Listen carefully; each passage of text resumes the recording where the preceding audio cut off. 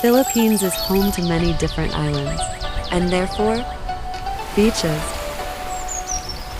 amazing wildlife, stunning landscapes, ocean adventures, cultural and culinary delights.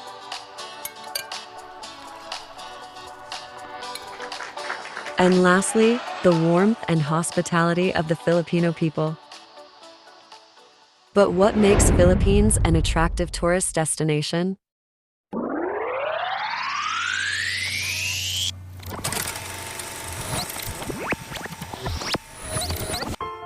Tourism and hospitality in the Philippines began when the original inhabitants of the country roamed around in search of food. Inter-tribe travel occurred, although the mode of travel was crude. A more recognizable form of tourism and hospitality appeared in the Philippines when the country was discovered by Ferdinand Magellan and when galleons or wooden boats sailed between Mexico and Philippines during the galleon trade. During the American occupation of the Philippines, Americans were able to reach Manila after 2 weeks on board the Pan American Airways Air Clippers.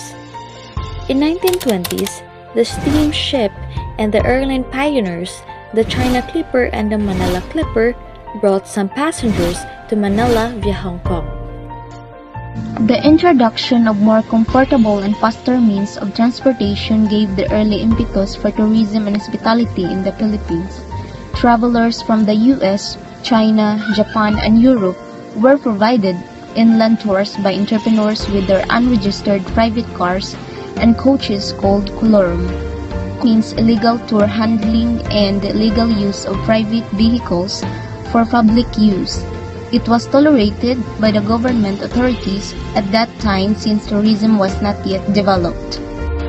In 1952, the first Tourism and Hospitality Association of Philippines was organized. This was the Philippine Tourist and Travel Association, or the PTTA, which was organized to put together all existing travel establishments serving both domestic and international travelers. The PTTA was founded by the government to promote the country's tourism and hospitality industry.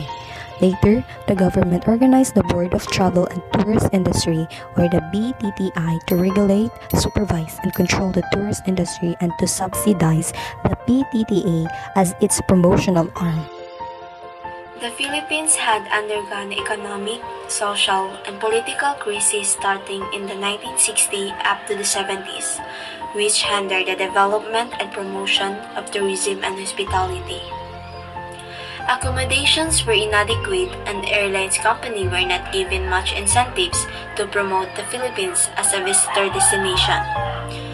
It was only in 1972, after the declaration of martial law, when tourism and hospitality in the Philippines prospered.